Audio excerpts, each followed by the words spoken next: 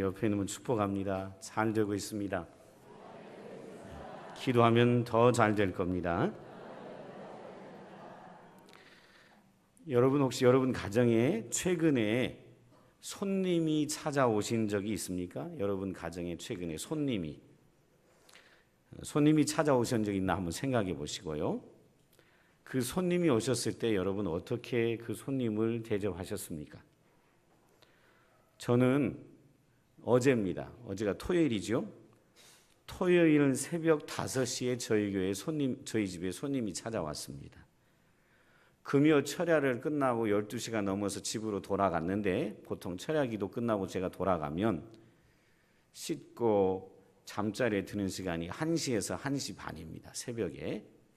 새벽 1시에서 1시 반 사이에서 잠이 들었는데 새벽 5시에 손님이 우리 집에 찾아왔습니다. 우리 교회 청년이었습니다.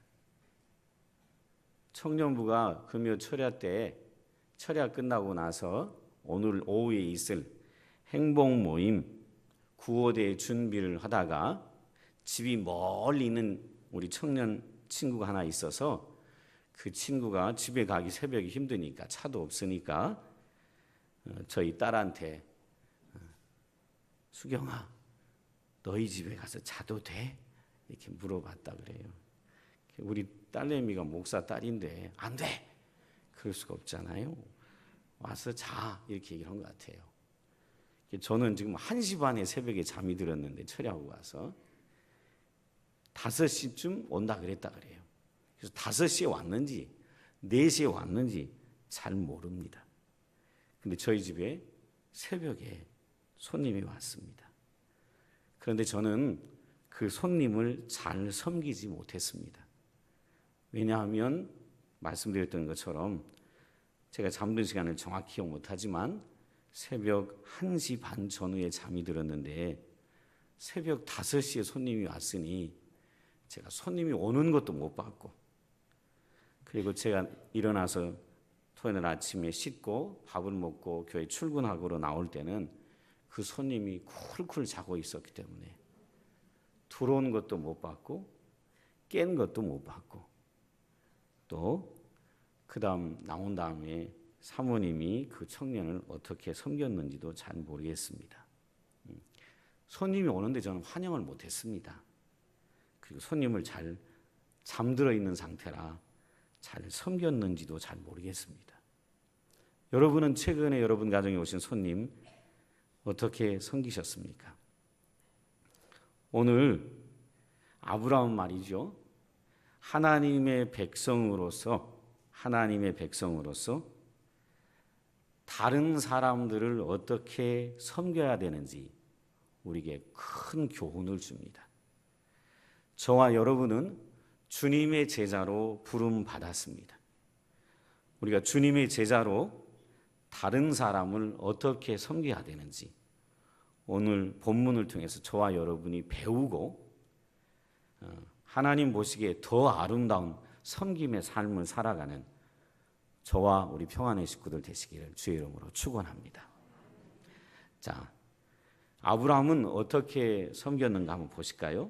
아브라함은요, 모든 사람을 존중히 여기며 섬겼습니다. 모든 사람을 존중히 여기며 섬겼습니다.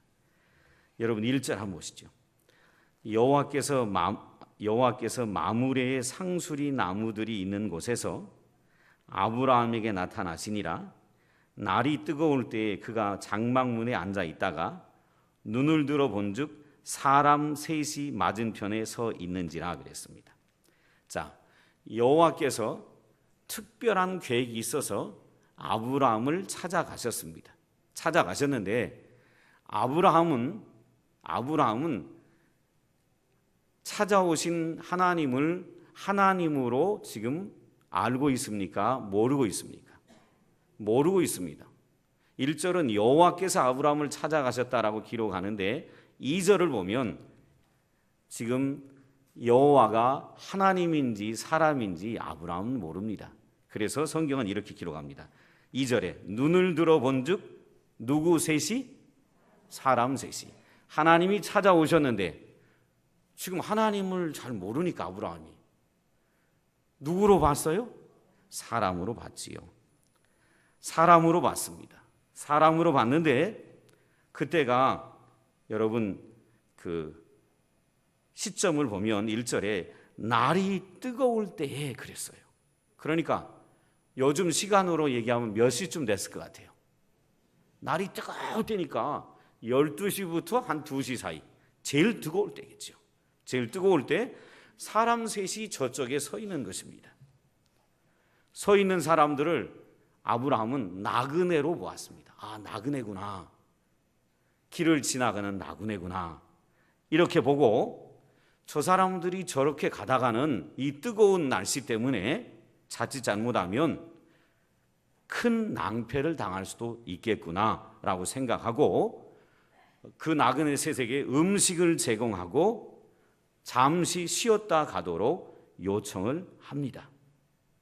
그런데 말이죠, 이 아브라함이 낯모르는 세 사람, 그 셋 중에 한 분은 누구실까요? 그 셋 중에 한 분은 누구예요?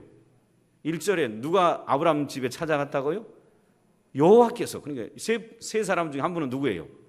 하나님이시고 그 양쪽에 있는 두 사람 누굴까요? 천사들이었겠지요. 그렇죠? 예. 그런데 하나님인지는 몰랐어요, 아브라함이. 그런데 아브라함이 낯모르는 이 세 사람을 음식을 제공하며 쉬도록 섬깁니다. 그런데 얼마나 그들을 존중하냐 하면 여러분 한번 2절 보세요. 2절에 잘 보시면 눈을 들어 본즉 사람의 셋이 맞은편에 서 있는지라 그가 그들을 보자 곧 장막문에서 달려나가. 혹시 볼펜 갖고 있으면 줄을 그시죠. 여러분 집에 손님이 오면 여러분 막 달려나가 섬깁니까? 그러면 손 들어보세요. 시어머니가 저기 오는데 막 달려가 섬깁니까? 아마 이러지 않을까요? 와, 또 왜 오셨는가? 내일 모레가 추석인데 시댁 가자고 막 할렐루야 하고 막 달려갑니다, 여러분. 시댁에 우리 며느리 되시는 분들, 내일 모레가 추석인데 아내가 처갓집 가자고 하면 할렐루야 빨리 가자 장인 보러. 그러십니까? 가기 싫은데, 장인 집에 가기 싫은데. 아브라함은 내 시댁 식구도 아니고 내 친정 식구도 아니고 형제도 아닌데 낯선 나그네가 저 뜨거운 태양빛 앞에 셋이 서 있는 걸 보자마자 뭐 했다고요? 달려갔어요. 얼마나 사람을 존중히 여겼는지 달려갑니다. 그 다음 2절 끝에 보세요. 달려가서 영접하며 몸을 땅에 굽혀. 줄긋이죠, 줄긋. 초등학교 수준으로 합니다. 신령하게 얘기하면 못 알아들으니까. 여러분 시어머니가 여러분 집에 오시면 할렐루야 하고 달려가서 시어머니 이제 오십니까? 이렇게 엎드립니까? 혹시 여기 사위분들 처갓집 가서 막 달려가자면 장인아 하면서 막 엎드립니까? 결혼식장에서는 하지 말라 그래도 쇼를 하지요. 결혼식장에 가서 막 장인 앞에 가서 그날만 다음 날부터는 나 몰라. 그다음부터 장인이고 뭐고 개똥이고 몰라.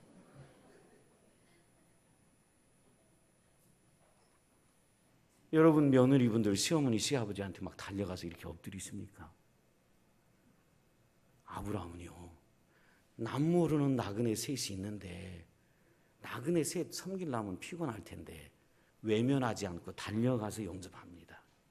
그리고 몸을 땅에 굽혔다. 이 절을 한 거죠, 절을. 그리고 그 나그네를 향하여 3절 한번 잘 보시죠. 3절.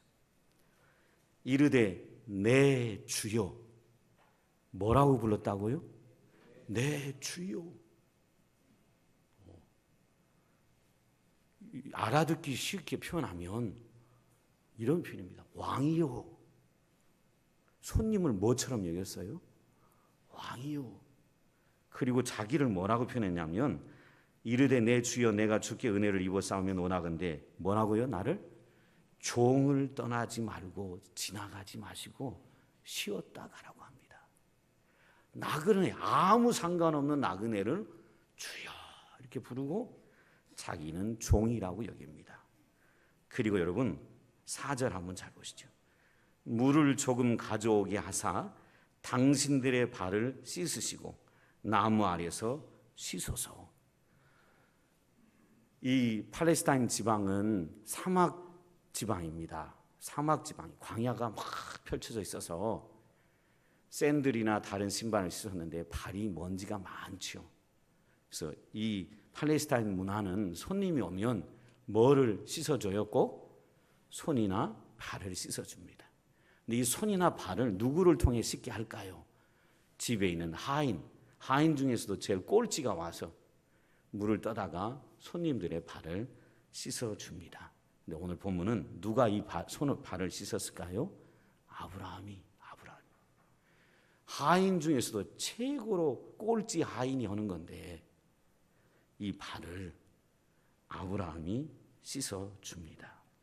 그리고 쉬었다 가시라고. 그러니까 이 세 나그네가 그리하겠다라고 얘기합니다. 왜 이렇게 환대를 했을까요?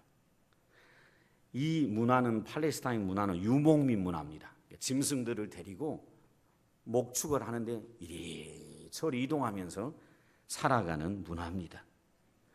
이런 문화에서 나그네를 잘 대접하지 않으면 이 나그네들이 사막에서 뭐 할 수도 있어요?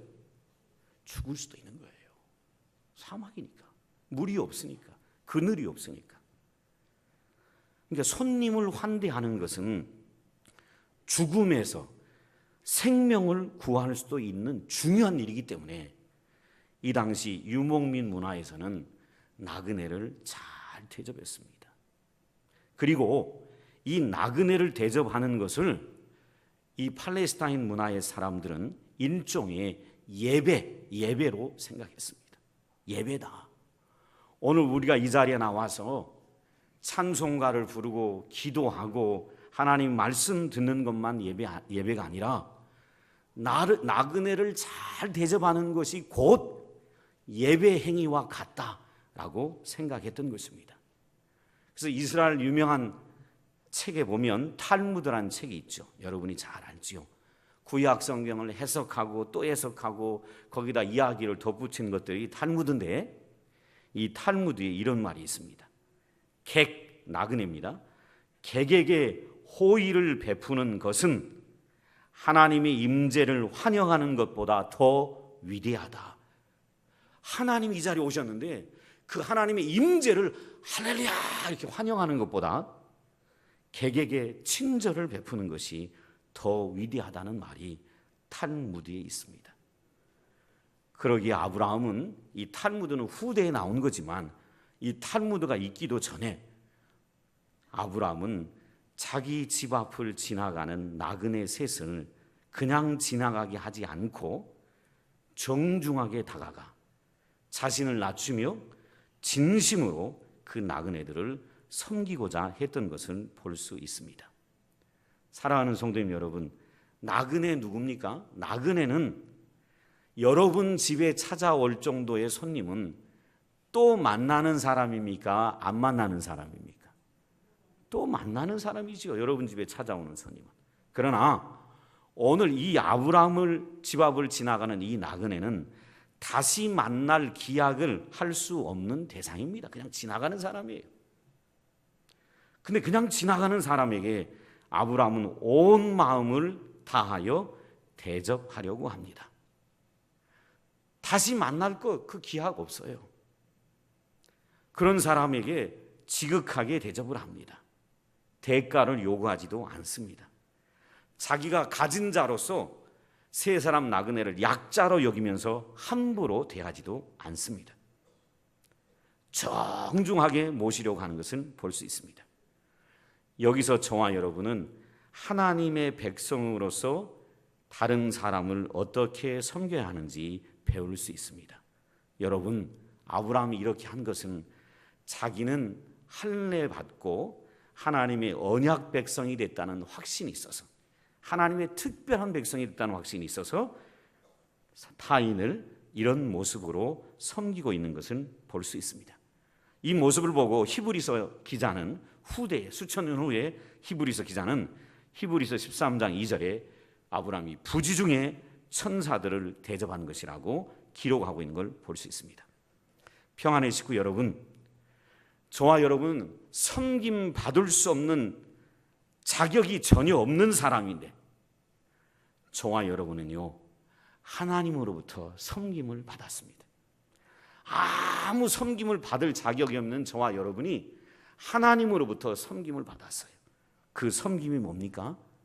하나님이 그럴 필요가 없는데 당신의 아들 예수 그리스도를 이 땅에 보내셔서 우리가 죽어야 할 대신 하나님께서 하나님의 아들을 죽이셔서 우리를 살리는, 섬기는 일을 하나님이 하셨습니다. 하나님 우리를 섬겨주셨어요. 우리 대신 대속물로, 희생제물로 사용하셨습니다. 그리고 온전히 우리를 섬겨주셨습니다. 그래서 저와 여러분은 구원받은 하나님의 자녀, 백성이 되는 축복을 누리게 됐습니다. 그렇다면 평안의 식구 여러분, 저와 여러분은 아브라함처럼 언약 백성이요, 하나님이 특별히 구원하신 하나님의 친백성, 친자녀가 된 사람들입니다. 그러게 오늘 우리가 살아가다가 혹시 우리가 만나는 사람, 혹시를 우리 찾아오는 나그네가 있다면 아브라함이 이 사람 섬겨서 내게 도움이 될까 안 될까 생각하지 않고 섬겼듯이 저와 여러분도 섬김의 대상을 특정한 사람으로 제한하지 않고, 아브라함이 지금 자기와 관계없는 사람을 섬깁니다.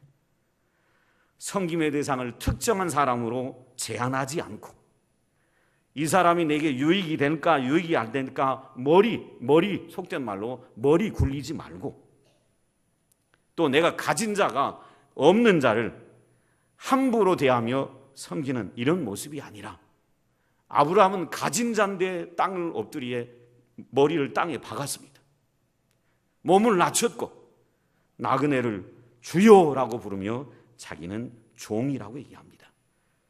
약자를 대하듯이 강한 모습으로 섬기지 않았습니다. 오늘 저와 여러분도 대가를 바라지 않고 상대를 구분하지 않고 주님이 우리를 섬겨두셨듯이 저와 여러분도 이 땅의 모든 사람을 섬기며 살아가는 그리스도인들이 되었으면 좋겠습니다. 우리가 섬겨야 할 대상을 예수 믿는 사람, 예수 안 믿는 사람 가릴 필요 없습니다. 가난한 사람, 보유한 사람 가릴 필요 없습니다.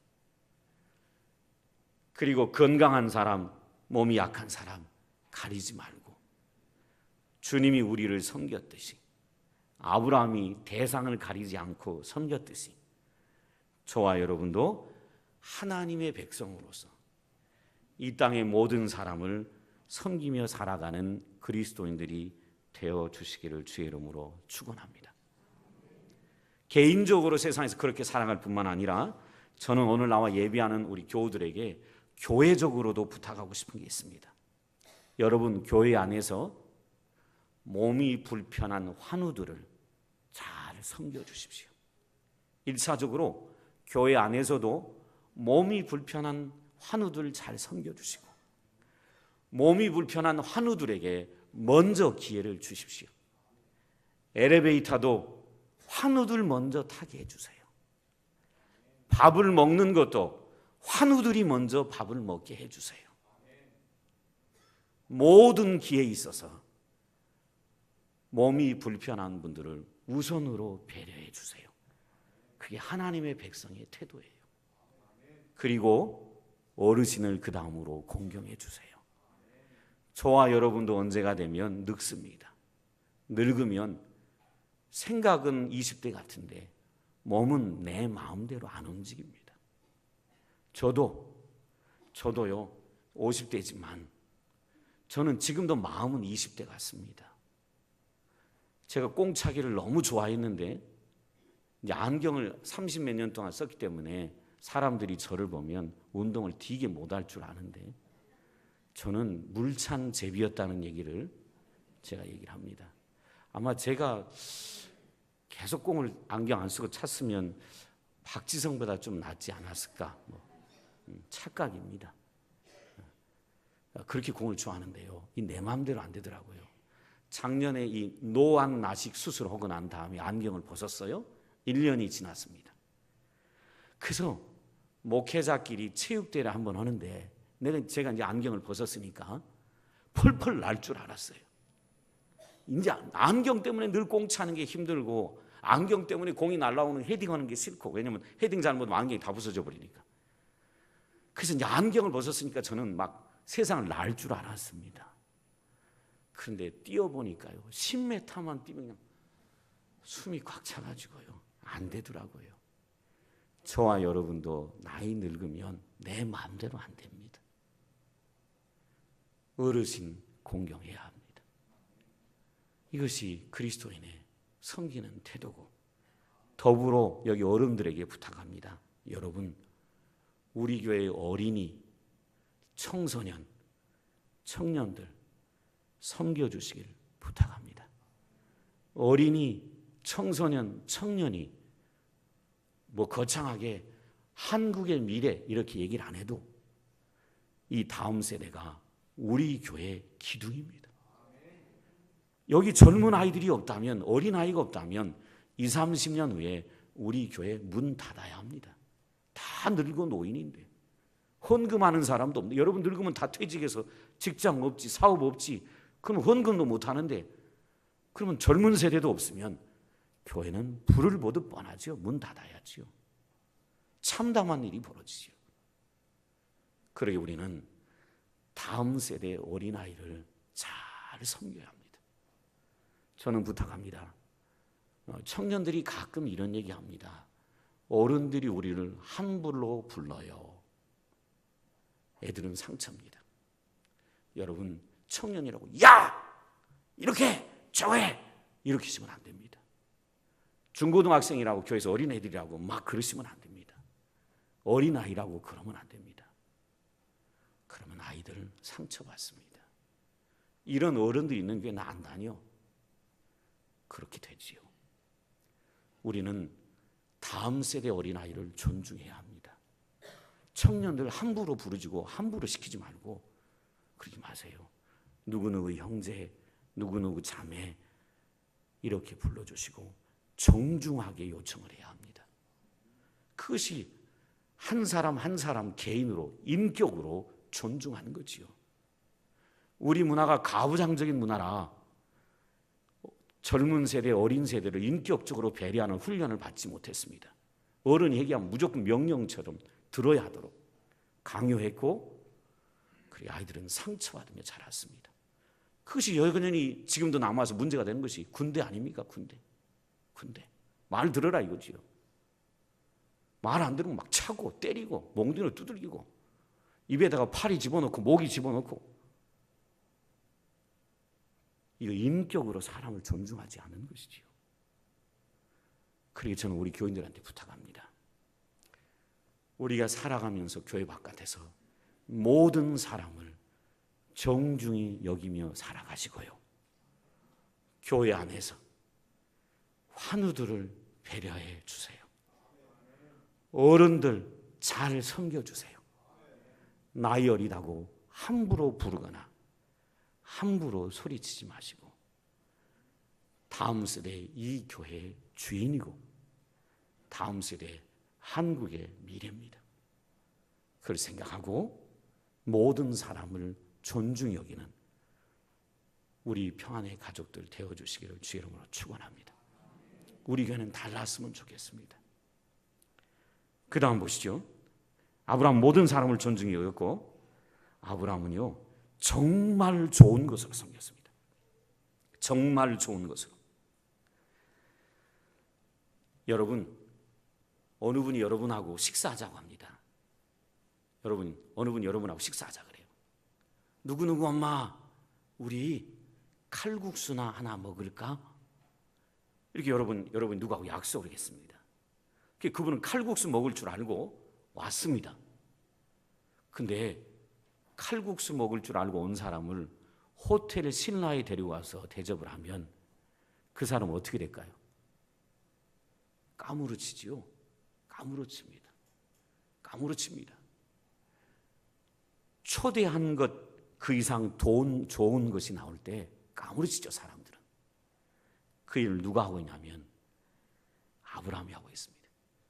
자기 집에 온 나그네를 존중히 여기는 정도가 아니라 최고로 대접합니다. 여러분 한번 보시죠. 자, 볼펜 갖고 있으면 줄을 치며 봐요. 성경은요, 한자 한자가 깊은 의미를 갖고 있습니다. 6절 잘 보세요. 아브라함이 그 다음 단어다. 줄을 그시죠. 뭐 했다고요? 급히. 여러분 손님이 왔는데 어떻게 하는 거냐면 아브라함이 대접하고 싶습니다. 그러니까 그리하라고 하니까 아브라함 이렇게 대접하는 겁니다. 여러분 어머니, 시어머니 왔는데 그렇게 섬깁니다. 그러면 여러분 시어머니 저 KBS, MBC, SBS 다 전화할 거예요. 뭐라고요? 세상에 우리 며느리 같은 효부는 없다. 효부상 주라고. 아브라함은요, 나그네를요 대접하는데 보통 모습이 아니에요. 막 달려가는 겁니다. 이번 추석에 그리하시기를 주의 이름으로 축원합니다. 막 시집에 가서 막 다리가 안 보여. 막 시집 성기 식구들은 다리가 안 보여. 여기 사위분들 처갓집 가서 장인, 장모, 성인의 다리가 안 보여. 그럼 장인이 뭐라 그러겠어요? 세상에 우리 사이가 최고다. 그런 얘기 들어야 되지 않겠어요? 아브라함 다리가 지금 안 보이는 거예요. 급히. 종이 있는데 종을 시키지 않습니다.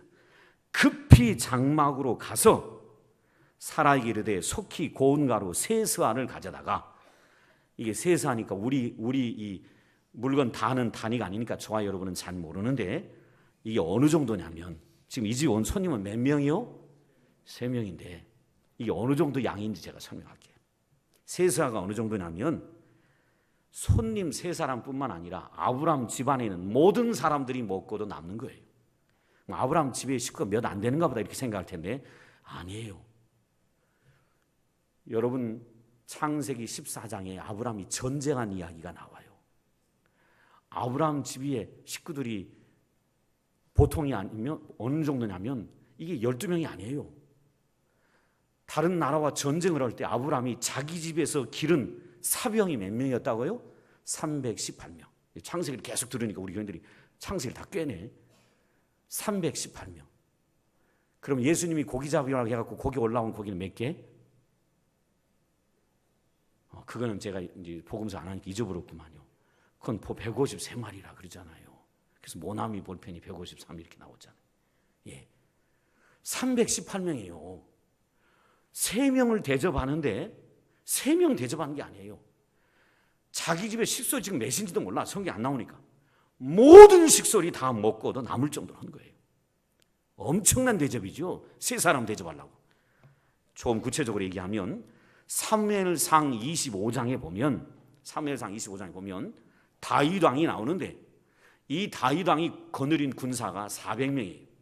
400명인데 어느 날 다윗을 마음 상하게 했던 나발이라는 사람이 있어요. 악한 사람인데 나발이 다윗을 비난하는 얘기를 했다는 걸 듣고 자기 병사 400명을 데리고 나발을 죽이러 갑니다. 죽이러 가는데 나발의 아내 아비가일이라는 여인이 있어요. 현명한 아이인데 나중에 이 아내가 자기 남편이 죽고 난 다음에 다윗의 아내가 됩니다. 이 나발의 아내가 다윗의 마음에 거슬리게 하는 말을 자기 남편 나발이 했다는 얘기를 듣고 화가 나서 다윗이 군대 400명을 데리고 자기 남편을 죽이러 온다는 얘기를 듣고 이 아비가일이라는 여인이 얼마나 지혜로웠냐면 급히 달려가서요. 하인들한테 얘기해서 5스아의 빵을 구우라고 합니다. 몇 스아요? 5서아의 빵을 구우라 그래요. 그리고 빵을 구워가지고 자기 집으로 쳐들어오는 다윗과 400명의 군대 앞에 딱 가서 서가지고, 다윗 왕이여, 우리 남편이 불의하고 악하고 미련해서 다윗 왕을 욕하였으니 용서해달라고 다윗 왕 앞에 쫙 엎드립니다. 이 아내가 얼마나 지혜롭든지. 그리고 제가 이 빵을 구웠으니 당신의 병사들이 지금 굶주리니까 이 빵으로 당신의 부하들을 먹이라고 합니다. 다윗이 400명의 군사를 데리고 올 때 그들이 풍족하게 먹도록 이 나발의 아내 아비가일이 만들었던 빵이 5서아예요. 5서아로 400명 이상이 먹었습니다. 그러니까 이 아브라함은 3사람 먹이는데 몇 서아를 했다고요? 3서아. 그렇게 3사람 먹이려고 완전히 동네 잔치하듯이 이 사람을 대접했던 것을 볼 수 있습니다. 여러분 집에 오는 손님을 여러분 어떻게 대접하십니까? 그리고 7절 한번 보세요. 7절. 아브라함이 또 가축대 있는 곳으로 달려가서 기름지고 좋은 송아지를 잡아. 여러분, 이 팔레스타인 문화에서 최고의 손님에게 최고의 대접하는 것이 기름지고 좋은 송아지입니다. 최고의 대접을 한 거예요. 근데 여러분 보세요. 이건 누가 잡았어요? 누가 잡았어요? 아브라함이 잡았어요. 아브라함은 수많은 종들이 있는데 종이 아닌 자기가 잡습니다.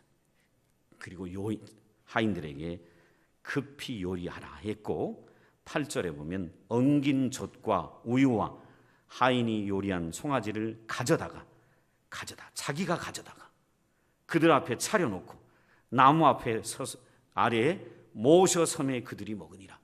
가서 다 쫙 펴놓고 주인이 뭐 하고 있어요? 지금 옆에서 시중처럼 서서 그들을 대접하며 먹이고 있는 것을 볼 수 있습니다. 아브라함은요, 모든 사람을 귀히 섬겼지만 섬기는 정도가 지극정성을 다해 섬기고 있는 것을 볼 수 있습니다. 평안의 식구 여러분, 저와 여러분은 어떤 사람을 섬기려고 할 때 고려하는 것이 뭔지 한번 생각해 봐야 합니다. 상대에게 필요하고 좋은 것을 머릿속으로 생각하며 섬깁니까? 아니면 쉽게 줄 수 있는 것이나 대충 때울 만한 것을 생각하며 다른 사람을 섬깁니까? 한번 생각해 봐야 합니다. 아브라함은 쉽게 하거나 대충 때우는 정도가 아니라 온 마을 사람이 다 먹을 정도로, 그리고 가장 최고의 선물을 가지고 그것도 본인이 섬기고 있습니다. 여러분에게 이렇게 하라는 뜻은 아닙니다. 자신의 힘으로 해줄 수 없는 빚을 내가지고 무리하게 다른 사람을 섬기라, 그런 뜻이 아닙니다. 자신의 힘으로 섬길 수 있는 것 중에 상대방의 필요를 고려해서 최선을 다해 섬기는 것, 그것이 하나님의 백성들의 태도가 아닐까라는 생각을 해봅니다. 여러분, 섬김에는요, 희생이 많이 따릅니다. 물질도, 시간도, 몸도 희생해야 다른 사람을 잘 섬길 수 있습니다. 추석이 다가옵니다. 귀찮아하지 마십시오. 언짢아하지 마시고 섬기는 걸 귀찮게 여기지 마세요. 그 추석 때 찾아뵙고 섬기는 분들이 다른 분이 아니고 여러분의 부모입니다. 다른 사람이 아니고 여러분의 부모고, 여러분의 남편을 낳은 부모고, 여러분이 그렇게 뽀뽀하고 싶어하는 아내의 부모입니다. 그러니 잘 추석 때 부모도 섬기시고, 추석뿐만 아니라 우리 삶 가운데 우리 주변에 찾아와서 함께 머물기 원하는 나그네 손님들이 있거든. 아브라함을 기억하십시오. 아브라함이 이렇게 할 수 있었던 것은 아브라함이 언약 백성이라는 확신을 갖고 살았기 때문에 그렇습니다. 쉬운 말로 나는 하나님의 자녀야. 나는 하나님의 백성이야. 그러니 나는 다르게 살아야지. 이런 분명한 하나님의 백성의 정체성이 있었기 때문에 모든 사람을 존중히 여겼고 최선을 다해 섬기려고 했던 거 볼 수 있습니다. 저도 여러분도 하루아침에 완벽해질 수는 없지만 우리의 모습이 더 잘 섬겨져 나가는 그런 신앙인들 되시기를 주의 이름으로 축원합니다. 마지막으로 시간이 가지만 굉장히 중요한 겁니다. 제가 이 얘기를 합니다. 마지막으로 여러분, 하나님의 백성의 의식을 가지고 섬기려고 하는 사람에게 하나님은 축복을 약속하십니다. 섬기는 것, 희생하는 것 손해가 아닙니다. 하나님의 백성으로 섬기며 살려고 하는 사람에게 하나님은 축복을 약속하고 또 약속하고 또 약속합니다. 대접받고 나그네가 그냥 가지 않았습니다. 9절 한번 잘 보세요. 그냥 가지 않았어요. 9절에 그들이 아브라함에게 이르되 내 아내 사라가 어디 있느냐 대답하되 장막에 있나이다. 10절 잘 보세요. 그가 이르되 내년 이맘때 내가 반드시 내게로 돌아오리니 내 아내 사라에게 아들이 있으리라 하시니 사라가 그 뒤 장막문에서 들었더라. 나그네가 대접받고 가지 않았습니다. 이 나그네가 누구였죠? 하나님이시잖아요. 섬김의 삶을 살아가는 하나님의 백성을 하나님 지나치지 않았습니다. 너희 집에 아들 없지? 내년 이맘때 내가 다시 찾아올 텐데 그때 너희 집에 아들이 있을 거다. 축복을 이전에 약속하셨는데 그 축복의 약속을 재확인시키는 거 볼 수 있습니다. 여러분, 섬김의 삶을 살아가는 하나님의 백성들에게 하나님의 축복이 있습니다. 축복이 있어요. 손해 아닙니다. 잃어버리는 거 아닙니다. 여러분, 기름진 송아지가 낫습니까? 없는 아들을 얻는 게 낫습니까? 말할 것도 없죠. 빵 세서와 사람들 대접하는 게 낫습니까? 없는 아들 얻는 게 낫습니까? 말할 것도 없죠. 자녀보다 더 귀한 것이 어디가 있습니까? 집이 자녀보다 귀합니까? 차가 아무리 좋은 차라고 벤츠라고 아들보다 더 귀합니까? 아니지요. 하나님은 이 집에 가장 필요한 최고의 축복을 재확인하고 있는 걸 볼 수 있습니다. 섬기는 사람에게 복이 있습니다. 복이 있어요. 그런데 말이에요, 사람들은 이 복을 축복하면 믿지 못하는 경우가 많아요. 여러분 보세요. 11절 잘 보셔야 합니다. 아브라함과 사라는 나이가 많아 늙었고 사라에게 여성의 생리가 끊어졌는지라 사라가 속으로 웃고 이르되 내가 노쇠하였고 내 주인도 늙었으니 내게 무슨 즐거움이 있으리요. 13절 여호와께서 아브라함에게 이르시되 사라가 왜 웃으며 이르기를 내가 늙었거늘 어떻게 아들을 낳으리요 하느냐. 여호와께서 능하지 못한 일이 있겠느냐. 기한이 이를 때 내가 내게로 돌아오리니 사라에게 아들이 있으리라. 축복하는데도 믿지를 못해요. 우리 교인들도 마찬가지죠. 제가 설교 전마다 늘 하는 얘기가 있습니다. 잘 되고 있습니다. 기도하면 더 잘 됩니다. 그런데 따라는 하는데 믿질 않아요. 따라하는데 믿진 않아. 여러분 믿어요? 그냥 허자니까 따라하는 거 아니에요? 아브라함도 사라도 웃어. 내년 이맘때 내가 다시 찾아올 때 너희가 아들이 있으니까 웃어요. 웃습니다. 내가 생리가 끊어졌는데 늙었는데 어떻게 낳을 수 있느냐라고 얘기합니다. 그때 하나님이 웃는 사라를 책망하듯이 얘기합니다. 여호와께 능치 못한 일이 있겠느냐. 제가 여러분에게 도전합니다. 하나님께 능치 못한 일이 있습니까? 왜 대답을 안 해요? 없다는 뜻인데. 하나님께도 능치 못한 일이 있다 그런 뜻인 것 같아. 맞습니까? 다시 질문합니다. 하나님께 능치 못한 일이 있습니까? 없습니다. 하나님은 모든 일을 다 하십니다. 모든 일을 다 하실 수 있는 분이에요. 제가 이 말만 정리하고 마칩니다. 사랑하는 성도님 여러분, 저와 여러분이 하나님의 백성 된 것 여러분 믿으십니까? 여러분 하나님 백성 됐습니까? 예수 믿고 하나님 백성 됐어요? 그리고 여러분 예수 믿고 천국 간다는 거 확신해요? 자, 그렇다면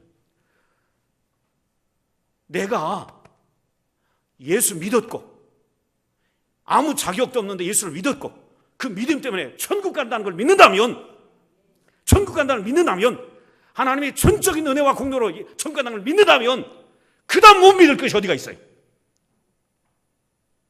내가 죄 많은 사람인데, 지옥 가야 할 사람인데, 예수님의 피 때문에 구원받았는데, 아무 공로도 없이 구원받았는데 이것처럼 기적이 어디가 있어요?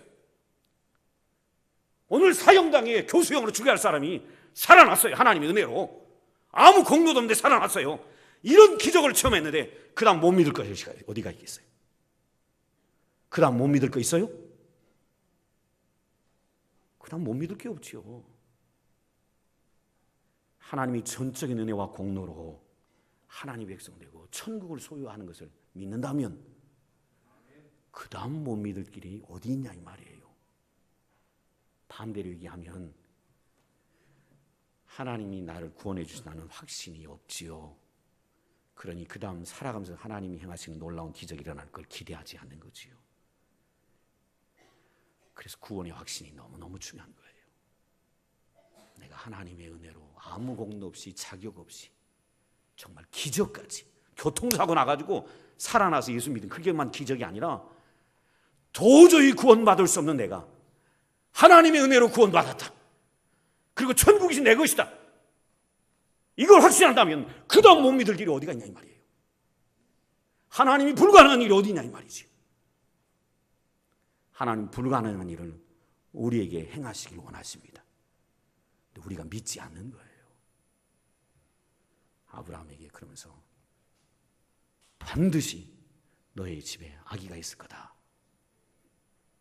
그러면서 하나님이 사라를 꾸짖습니다. 왜 웃었어? 그러니까 사라가 안 웃었어요. 여러분 기억하세요? 사람들은요 죄를 지으면 그 첫 번째 죄를 덮기 위해 두 번째 죄를 범합니다. 웃었어요? 안 웃었어요? 웃었어요.